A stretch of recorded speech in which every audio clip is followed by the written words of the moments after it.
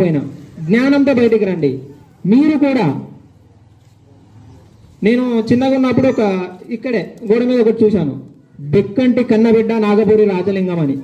నేను ఆ రోజు ఫిక్స్ అయిపోయినా ఈ గోడల మీద నా పేరు కూడా ఉండాలి అని.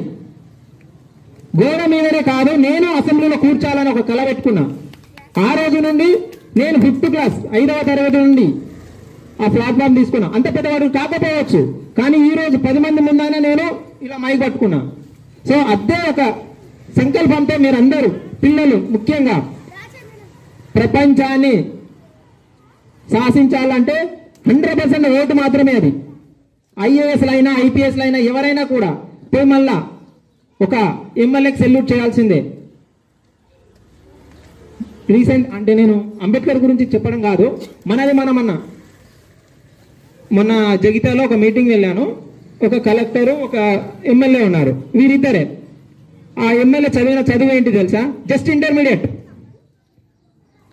అక్కడ ఐఏఎస్ కలెక్టర్ రవినాయక్ అని తను ఉన్నారు. ఆఫ్టర్ ఆల్ ఒక ఎమ్మెల్యే అతనితో కంపేర్ చేస్తా అంటే నేను ఎమ్మెల్యేని కించపరుస్తలేను, తనతో జ్ఞానంతో కానీ తెలుగులో కానీ ఎవ్రీథింగ్ అతనితో కంపేర్ చేస్తే తక్కువ వాడే. అయినా కూడా ఒక ఐఏఎస్ వచ్చేసి ఎమ్మెల్యేకు సలాం పెట్టాల్సిందే వచ్చింది. చదువుతో పాటు రాజకీయం కూడా ఇంపార్టెంటే. రాజకీయంగా ఎదుగుతూ 100 మంది వచ్చేస్తుంది, ఆ 5 సంవత్సరాలన్నీ నీకు సలాం చేయాల్సిందే. కాబట్టి ప్రతి ఒక్కరూ చదివి తెలివితో రాజకీయాలలో ఎదగాలని చెప్పేసి నేను కోరుతున్నాను. రాజకీయంగానే ఎదగాలి, రాజకీయాన్ని రాజకీయం చేయాల్సిందే ఈ కాలంలో. అప్పుడే ఈ ఎస్సీ ఎస్టీ బీసీ మైనార్టీ వాళ్ళందరూ కూడా బాగుపడతారు. ఎందుకు మనకు లేదు? ఆ తెలివి ఉంది, మరి ఇంకేం తక్కువ. ఇంకొకటి,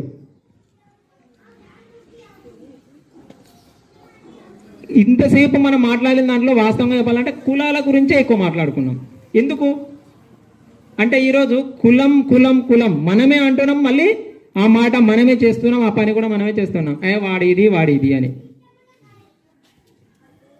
సో మనం అందరం శ్రమజీవులమే. ప్రతి ఒక్కరికి ఎవరైతే కుల వృత్తులు చేస్తున్నారో వీరందరూ ఒక్కొక్కరికి మాత్రమే చేస్తున్నారు. ఇప్పుడు ఎగ్జాంపుల్ మంగలి కావచ్చు, చాకలి కావచ్చు, కుమ్మరి కావచ్చు, మాది కావచ్చు, ఎవరేమైనా మనం ఒకరికి ఒక పని చేస్తున్నాం అంటే వారికి ఒక సేవ చేస్తున్నాం. మనం సేవని వాడు ఏ విధంగా మార్చుకున్నాడు అంటే వీడు నాకు బానిసా అని చెప్పేసి మన నెత్తి మీద ఉన్నాడు మాత్రమే అనుకున్నాడు. ఈ విషయాన్ని మనం మర్చిపోతాం, నా కింద అయితే ఒకరు ఉన్నారు అని. ఒకటి గుర్తుంచుకోండి, ఎస్సీ నెత్తి మీద ఎవరు ఉన్నారు? బీసీ ఉన్నారు. బీసీ నెత్తి మీద ఎవరు ఉన్నారు? ఇంకా ఓసీ ఉన్నారు. ఇలా అంటే ఒకరు నెత్తిపైన ఒకరు ఉన్నారు అని చూస్తున్నారు, కానీ నీ నెత్తి మీద ఉన్న గురించి నువ్వు ఆలోచించట్లే. నా కాళ్ళ కింద ఎవడున్నాడు? అరే వీడున్నాడు.